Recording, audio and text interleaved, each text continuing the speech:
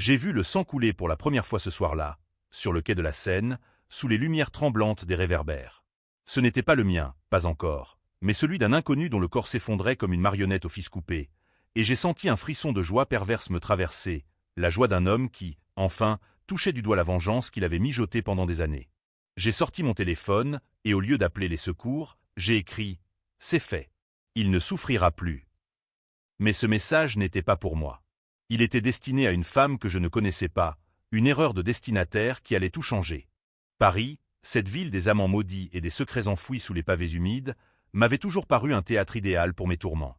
J'étais Alexandre Duval, un ancien inspecteur de police radié pour conduite inappropriée, un euphémisme pour dire que j'avais franchi la ligne une fois de trop, en tabassant un suspect jusqu'à ce qu'il avoue un crime qu'il n'avait pas commis. Ma femme, Élise, m'avait quitté pour cela, emportant notre fille avec elle, et s'était installée dans un appartement haussmannien du Marais, avec un amant qui portait des costumes taillés sur mesure et des sourires de requin. Laurent Moreau, mon ancien meilleur ami, mon partenaire au commissariat. Il avait juré fidélité, partagé mes verres de Calva au zinc de chez Prune, et puis, un jour, il avait volé ma vie. Phénix renaissant de mes cendres, il avait gravi les échelons pendant que je sombrais dans l'alcool et les nuits solitaires de Montmartre. Ce soir d'octobre pluvieux, j'errais près du Pont-Neuf, l'air chargé d'odeurs de châtaignes grillées et de pourriture fluviale. Mon téléphone vibra dans la poche de mon trench usé. Un numéro inconnu. Mon amour, je sais que tu es parti pour toujours, mais dis-moi que ce n'était pas en vain. J'ai vu les ombres dans l'appartement, elles murmurent ton nom. Reviens-moi ou je te rejoindrai. Mon cœur s'emballa. Ce n'était pas pour moi. Une erreur. J'aurais dû répondre, vous vous trompez de numéro. Au lieu de cela, je fixai l'écran, hypnotisé par ces mots crus, chargé de deuil et de désespoir. Qui était cette femme? Et qui était l'homme qu'elle pleurait, celui dont le fantôme hantait déjà ses nuits? Je rangeai le téléphone et continuai ma marche, mais les mots s'accrochaient à mon esprit comme des algues gluantes. Laurent. Il travaillait maintenant à la brigade criminelle, chassant les ombres que j'avais autrefois traquées. J'avais entendu des rumeurs, une affaire de corruption au sein du fisc, des pots de vin pour fermer les yeux sur des fraudes immobilières.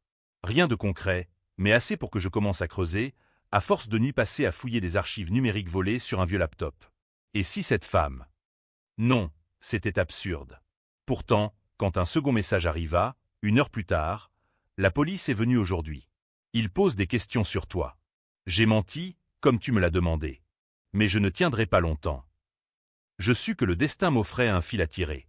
Je m'assis sur un banc mouillé, allumai une gauloise malgré la pluie, et répondis pour la première fois. Tiens bon. Ils ne savent rien. Brûle les lettres. Ce n'était pas une erreur de destinataire. C'était une porte ouverte sur l'abîme. La femme s'appelait Claire Lefebvre, comme elle le signa dans sa réponse frénétique. Merci, mon amour. Tu es vivant? Dis-moi que c'est toi. Je laissai le mensonge s'installer, confortable comme un manteau trop grand. Oui, c'est moi. Cache-toi. Ils viennent pour nous. Et ainsi commença notre danse macabre, moi jouant le rôle du mort ressuscité, elle s'accrochant à un fantôme que je n'étais pas. Les jours suivants furent un tourbillon de messages codés, de nuits blanches où je décryptais son deuil comme un cryptogramme. Claire vivait à Belleville, dans un immeuble délabré surplombant les toits ringlés de la butte.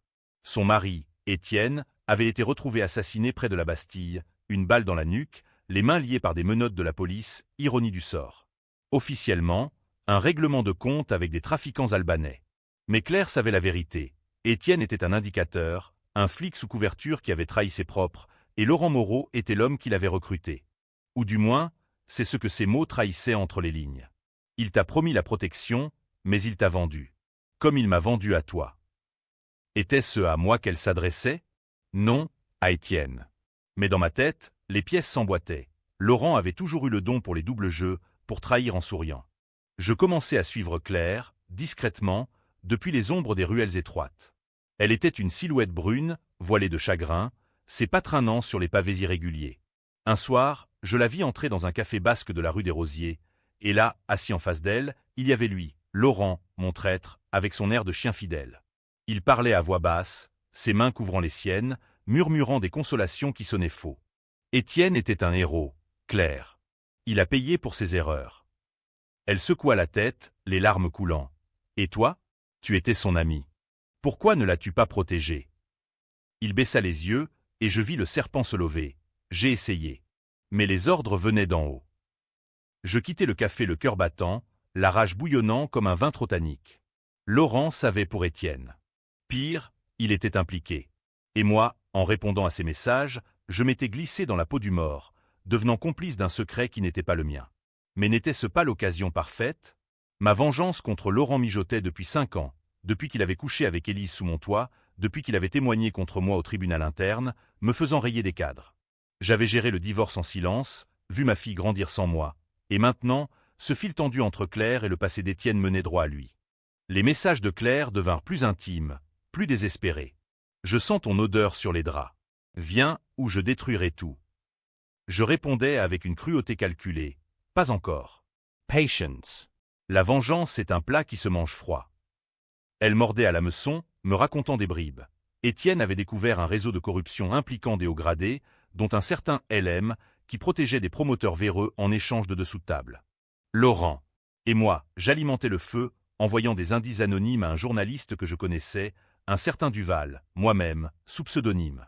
Une nuit, alors que la lune se reflétait dans les flaques de la place des Vosges, Claire m'écrivit « J'ai trouvé les documents.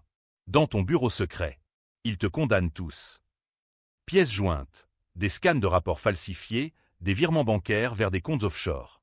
Preuve que Laurent avait monté Étienne en épingle pour le faire taire. J'aurais dû arrêter là, effacer tout. Au lieu de cela, je répondis « Apporte-les-moi. Demain, au Pont des Arts. À minuit. » C'était le piège. Mon piège. Mais en le tendant, je sentais le nœud coulant se resserrer autour de mon propre cou. Le Pont des Arts, ce soir-là, était un ruban de cadenas rouillé sous un ciel d'encre, où les touristes avaient laissé leur serment d'amour caduc. J'attendais dans l'ombre d'une arche, le col relevé, une écharpe masquant la moitié de mon visage. Claire arriva en avance, un sac à dos serré contre sa poitrine comme un bouclier, ses yeux fouillant l'obscurité. Elle portait une robe noire qui flottait comme un linceul, et ses cheveux, défaits, dansaient dans le vent froid du fleuve. Quand elle me vit, ou crut me voir, elle s'approcha, hésitante. « Étienne, c'est vraiment toi. » Je sortis de l'ombre, et pour la première fois, elle me vit tel que j'étais, un stranger aux traits tirés, aux yeux injectés de sang par des nuits sans sommeil.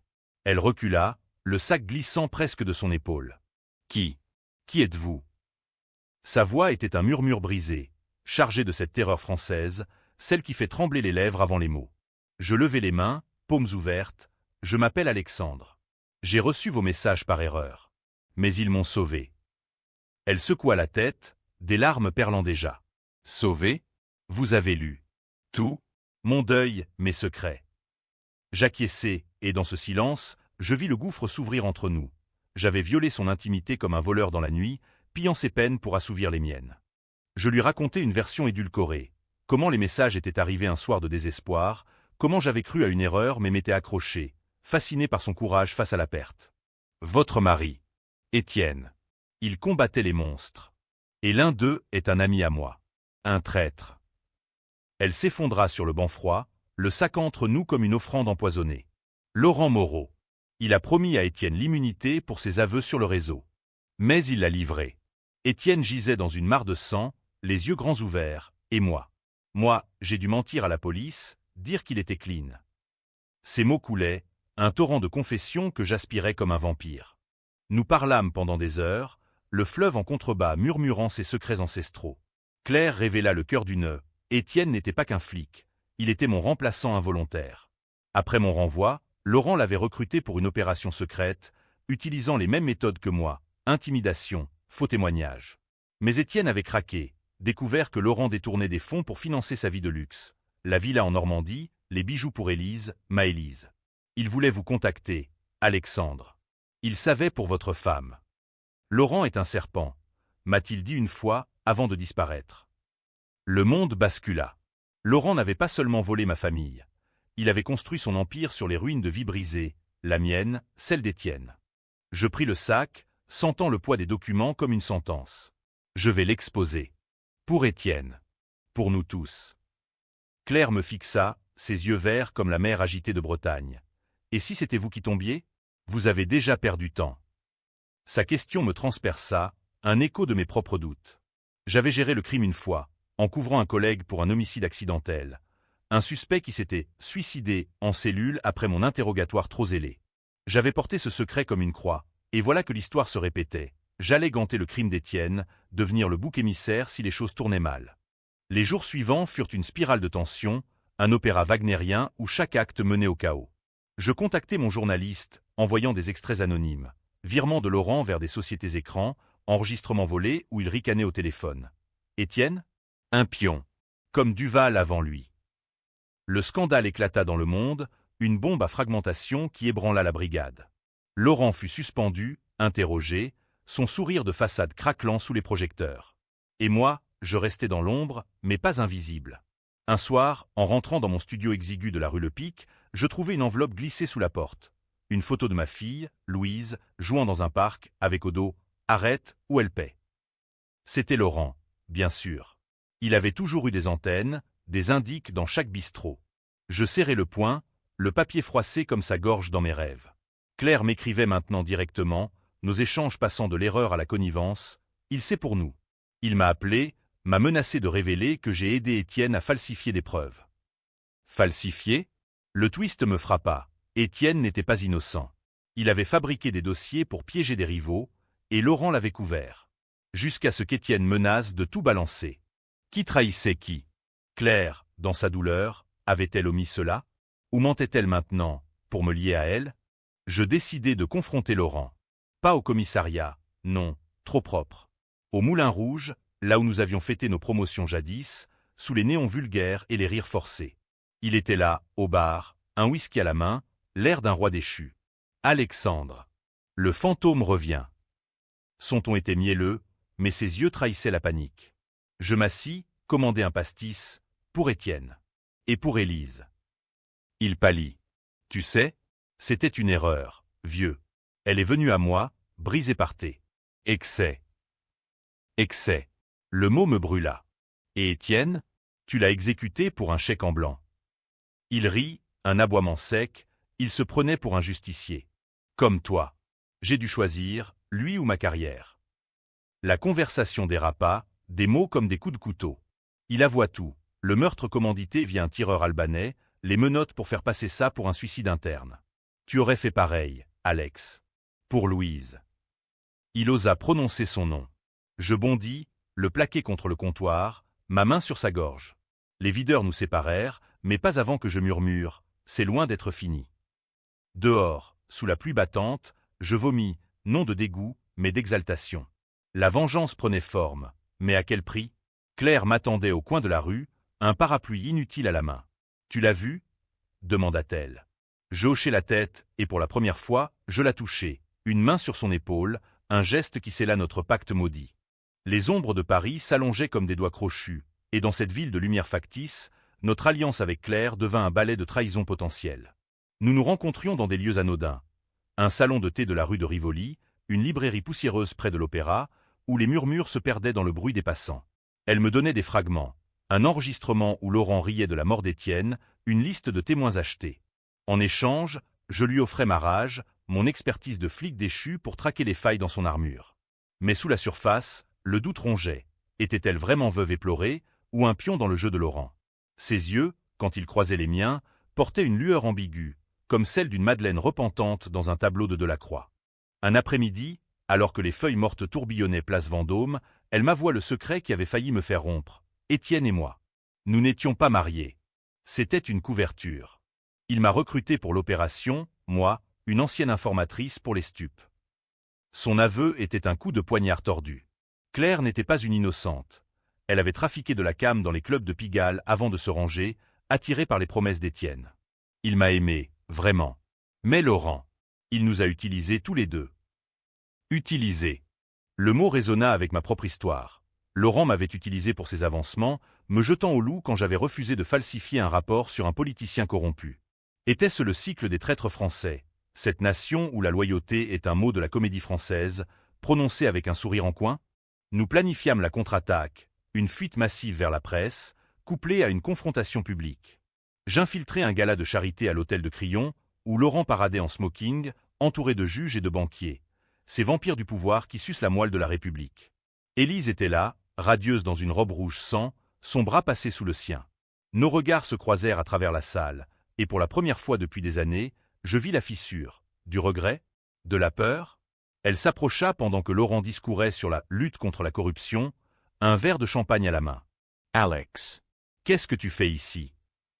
Sa voix était un chuchotis, parfumé de Chanel numéro 5 et de mensonges. « Je récupère ce qui m'appartient. Ta liberté, par exemple. » Elle blêmit, jetant un œil à Laurent sur l'estrade. « Il m'a sauvé de toi. Tes crises, tes colères. » Crise. Encore ce mot pour masquer ma quête de justice. Je lui glissai une clé USB. « Regarde ça. Avant de choisir ton bourreau. » Les fichiers. Preuve que Laurent avait payé un privé pour me discréditer, fabriquant des preuves de ma violence domestique. Élise empocha la clé, ses lèvres tremblant. « Louise demande de tes nouvelles. » Elle ne sait pas. Le reste se perdit dans le brouhaha, mais ce soir-là, elle m'envoya un message. « Je pars. Avec lui ou sans, mais je pars. » Laurent sentit le vent tourner. Ses lancements devinrent frénétiques. Coup de fil anonyme, ma voiture sabotée sur le parking du Louvre. Claire et moi nous terrâmes dans son appartement de Belleville, un nid de toiles d'araignée et de souvenirs d'Étienne. Photo jaunie, un alliance gravée d'un, pour toujours moqueur. Là, dans l'intimité forcée, la tension vira à l'ambigu. Ses mains sur mon bras pour me réconforter, mes lèvres effleurant sa tempe dans un moment de faiblesse. « Tu me rappelles lui, » murmura-t-elle. Le même feu destructeur. Nous fîmes l'amour sur le lit froid, un acte de désespoir plus que de passion, où chaque caresse était une marque de territoire disputé. Au matin, la culpabilité me rongea. J'avais profané le deuil d'une autre pour panser mes plaies. Le point de non-retour arriva avec l'arrestation d'un sous-fifre de Laurent, un sergent corrompu qui craqua sous l'interrogatoire et lâcha des noms. Le mien y figura. Duval? Il sait pour Étienne. Il a contacté la veuve. Soudain, j'étais le suspect, accusé d'avoir orchestré une vendetta personnelle contre la police. Les flics débarquèrent chez moi à l'aube, menottes au poing, me traînant au quai des Orfèvres comme un vulgaire voyou. Laurent supervisait, son visage un masque de triomphe froid. « Tu aurais dû laisser couler, Alex. » Comme les messages de Claire. Il savait. Depuis le début. En cellule, l'odeur de pisse et de désespoir me ramena à mes débuts. L'idéalisme brisé, les compromis qui gangrènent l'âme. Claire vint me voir, séparée par une vitre sale. C'est ma faute. J'ai tout avoué à un avocat, pensant te protéger. Avoué? Elle avait balancé nos plans pour négocier l'immunité, devenant l'informatrice qu'elle avait juré d'abandonner. Trahison, encore. Pourquoi? Croix ses jeux.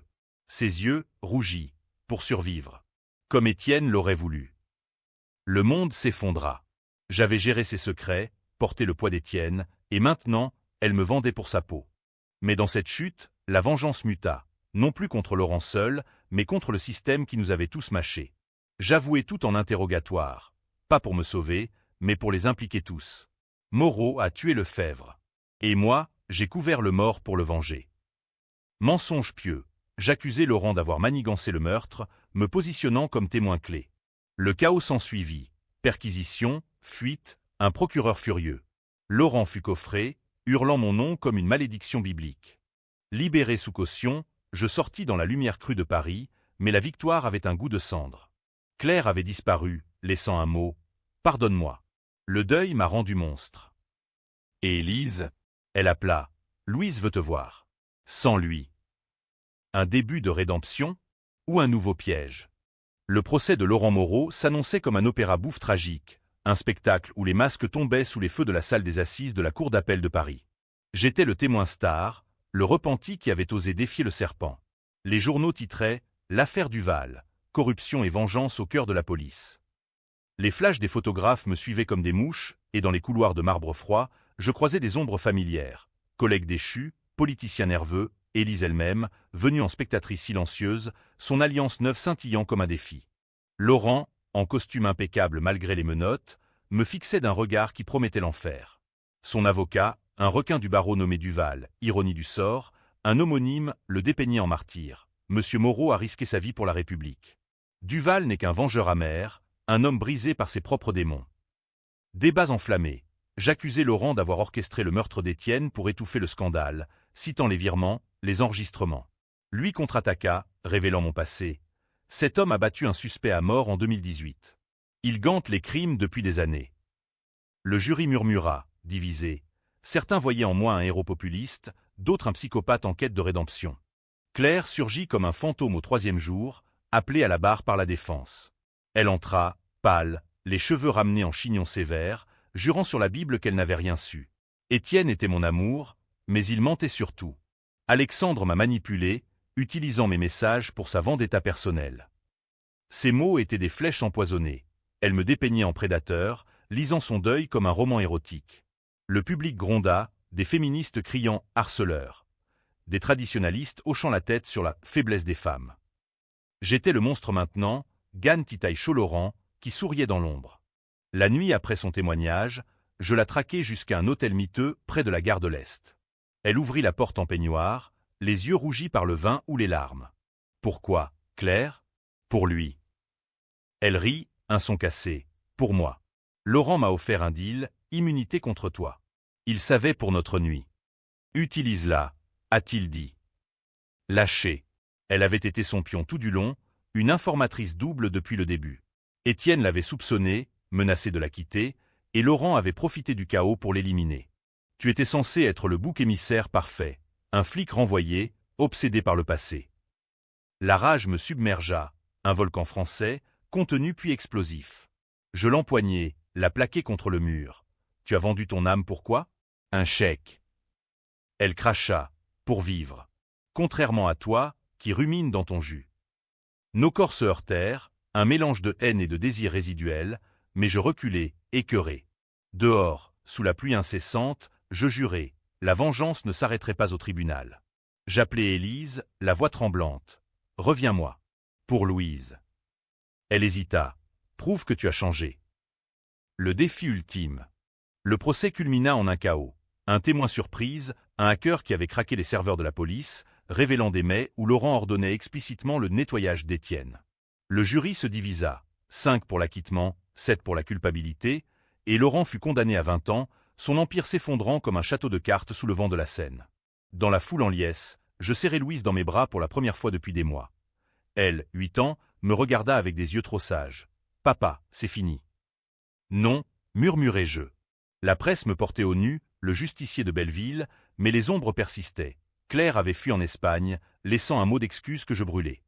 Pourtant, le doute s'insinuait. Et si j'avais Gan Titaï pour Étienne, mais aussi pour moi? Les documents qu'elle m'avait donnés contenaient une anomalie. Un mail d'Étienne à Laurent, daté d'avant sa mort. « Frère, merci pour le coup de main sur Duval. Il méritait de tomber. » Trahison en cascade. Étienne avait participé à ma chute, jaloux de ma réputation, et Laurent l'avait éliminé quand il avait voulu tout avouer. Le cycle se refermait, un ouroboros de perfidie. Je rentrais avec Élise et Louise dans l'appartement du Marais, un foyer reconquis mais hanté. Les nuits, je revoyais les messages de Claire, ces lignes qui avaient tout déclenché. Avais-je corrigé l'erreur? Non. Et maintenant, le silence était assourdissant. Le twist final frappa comme un coup de Mistral en plein visage, un de ces vents qui balaient la Provence et emportent les illusions. C'était une lettre, arrivée par la poste anonyme, 3 mois après le verdict. Une enveloppe Kraft, cachetée d'un seau en cire rouge sang, contenant une photo jaunie d'Étienne, Claire et moi, datée de 2017, lors d'une soirée arrosée au commissariat. Au dos, une écriture tremblante. Tu n'as jamais su, Alexandre. Étienne était ton demi-frère. Notre père, le vieux Duval, a eu une liaison avec sa mère. Laurent le savait. Il nous a tous manipulés. Le monde s'effondra en un instant, un séisme intérieur qui fissura les murs de ma reconquête fragile.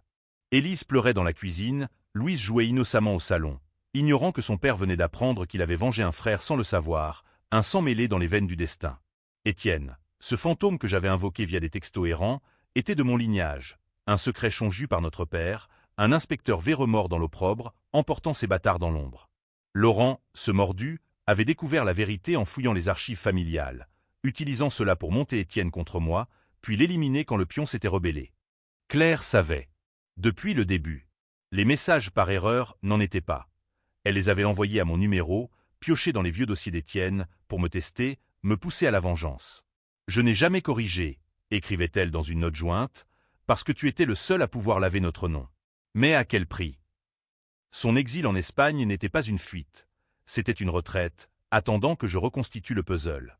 Le deuil qu'elle feignait était réel. Pour un frère, un amant, un complice, mais teinté de calcul. En me liant à elle, elle avait forcé ma main, me faisant Gan Titaï pour le meurtre, devenant l'instrument de notre purification mutuelle. Je confrontai les faits dans les jours qui suivirent, Une enquête solitaire dans les bibliothèques jaunies de la Bibliothèque nationale, où les généalogies se déroulaient comme des parchemins maudits. Les preuves s'accumulaient. Un certificat de naissance falsifié, des lettres de notre père à la mère d'Étienne, des allusions dans les journaux sur un enfant illégitime du héros du Val. Laurent avait tout su, l'utilisant pour tisser sa toile. Me discréditer via Étienne, qui, jaloux de l'héritier légitime, avait accepté de falsifier contre moi. Puis, quand Étienne avait voulu réparer, contactant Claire pour un plan de fuite, Laurent avait frappé. La révélation me brisa, mais dans la fracture naquit une paix UAM. J'avais vengé non seulement ma vie volée, mais un legs familial empoisonné. Élise, apprenant la vérité, choisit de rester. C'est ton sang, Alex. Et le mien, maintenant. Louise grandit dans cette maison hantée par les absents, apprenant la loyauté comme une leçon amère. Claire revint un soir d'hiver, sous la neige rare de Paris, frappant à la porte avec un bouquet de lys funèbres. « Pardonne-moi », dit-elle simplement. Je la fis entrer, non par amour, mais par reconnaissance. Elle avait été le catalyseur, la veuve errante qui avait corrigé l'erreur originelle, celle de notre père. Laurent pourri en prison, son appel rejeté dans un murmure judiciaire. Les journaux oublièrent l'affaire, passant à d'autres scandales. Mais pour moi, le silence des textos était une libération. Plus de vibrations fantômes, plus de mensonges numériques. Seulement le tic-tac de l'horloge dans le marais, et le poids d'un secret partagé avec Claire, devenu une sœur improbable dans ce drame familial. Était-ce une fin heureuse? Biquet. Les lecteurs jugeront. Ai-je été le justicier ou le manipulateur ultime, Gan Titaï pour un frère fantôme? Paris, indifférente, continue son valse de lumière et d'ombre, et moi, Alexandre Duval, je marche ces rues, guettant le prochain message errant. Mais cette fois, je corrigerai. Ou peut-être pas. Fin.